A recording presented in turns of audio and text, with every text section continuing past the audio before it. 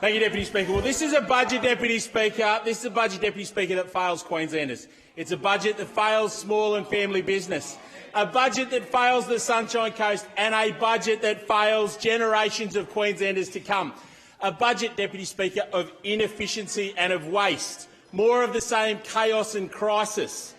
Deputy Speaker, the Premier and her ministers tell Queenslanders that only they can be trusted to fix the Queensland health crisis, Queensland's youth crime crisis, Queensland's housing crisis and Queensland's cost of living crisis. But why would any Queenslander, Deputy Speaker, trust the Palaszczuk Labor Government when all we have seen is failure after failure in those very policy areas? We're up to our fourth Palaszczuk Government Minister for Health now, all promoted after failing in that portfolio, promoted to occupy high offices like the Deputy Premier, the Treasurer and Attorney-General. But what do Queenslanders have to show for 8 years of Palaszczuk Labor Government incompetence? The worst ambulance ramping in the country. Queenslanders dying because an ambulance didn't come in their hour of need. Grandparents suffering for years for surgery they should have had in months. That is the record of this Palaszczuk Labor Government, and, Deputy Speaker, Queenslanders deserve better. Deputy Speaker, in her contribution to this debate, the new Minister for Health spent much of her time criticising our commitment to release health data in real time within 100 days of the election. We make that commitment, Deputy Speaker, because Queenslanders deserve to know how our hospital system is performing and because transparency drives accountability. And with accountability comes change. Let's contrast that with the record of the Palaszczuk Labor Government. The Minister for Health tried to suggest that the Palaszczuk Labor Government was already providing timely health data. That ignores the fact, Deputy Speaker, that the Palaszczuk Labor Government previously released health data each month. Then, Deputy Speaker, they stopped for a bit, and when they recommenced releasing data, they dropped it back to quarterly. Deputy Speaker, nearly every single month we're looking at data that is 5 months old when it is finally released. That is not transparency or accountability. We know, Deputy Speaker, that the Minister for Health thinks that data needs to be cleaned before it can be released to the public. And we know that the Minister for Health has access to that data. So it begs the question why the Minister for Health thinks that Queenslanders can't be trusted with the same information.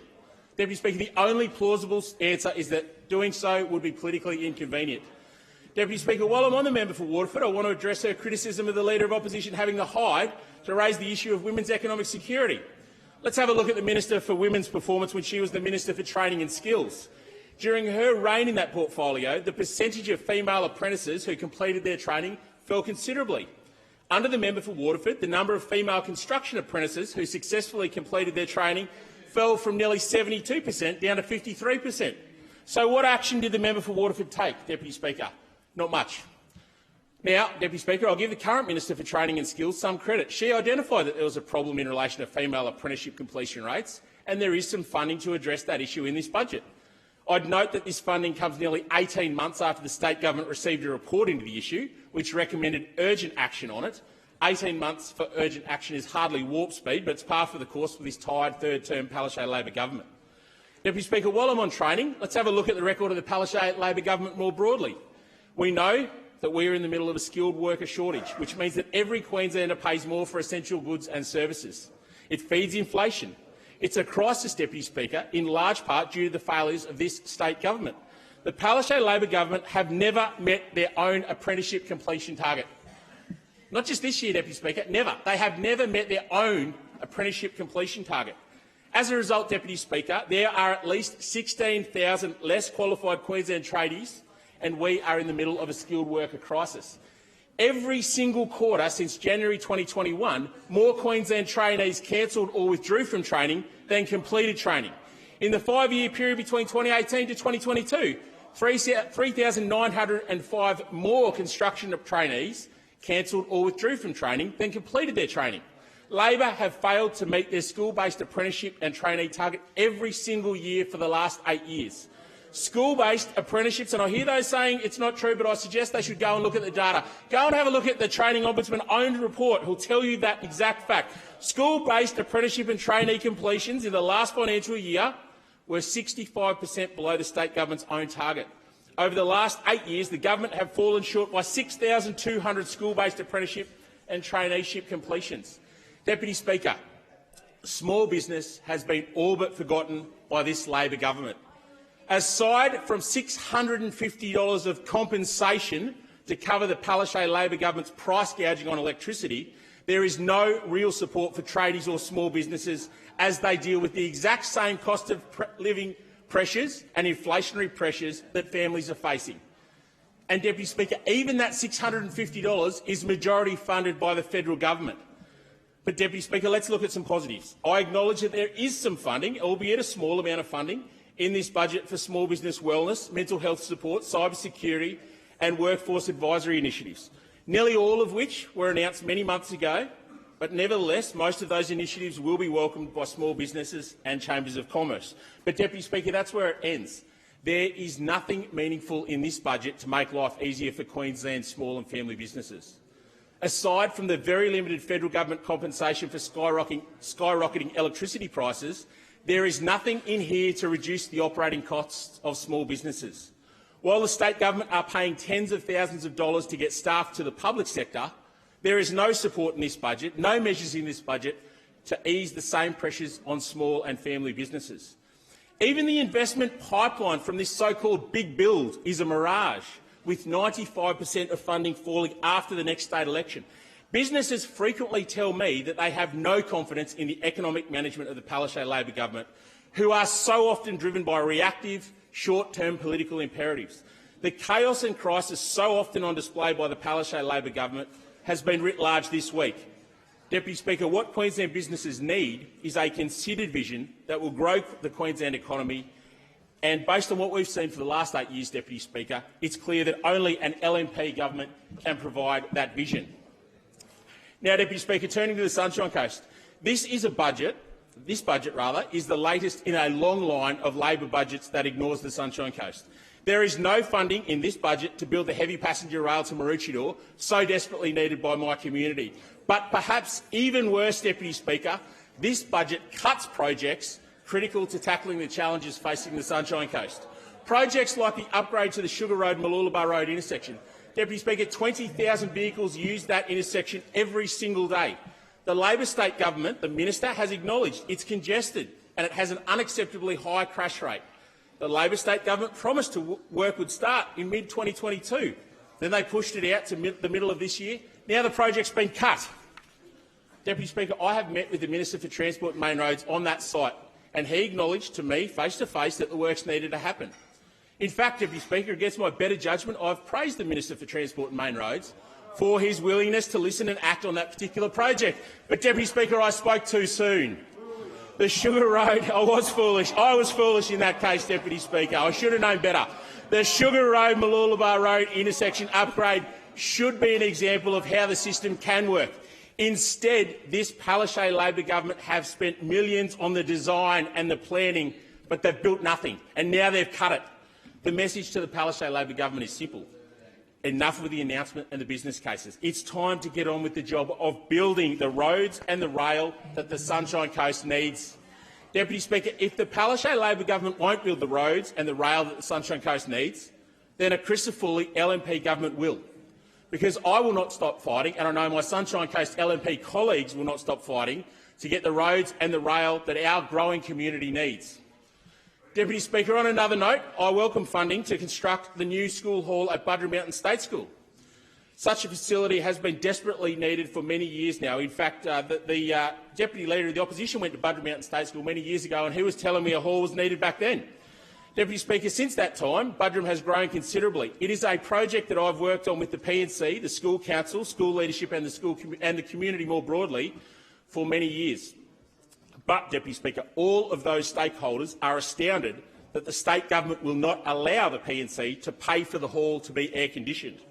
Deputy Speaker, to be clear, my community is not asking for the state government to pay to air-condition the hall. Rather, Deputy Speaker, all we want is for the state government to allow the PNC to pay to air-condition the hall. The builder, Kane Constructions, have been awarded the tender to construct the hall, have said that they can install air conditioning for an additional $600,000.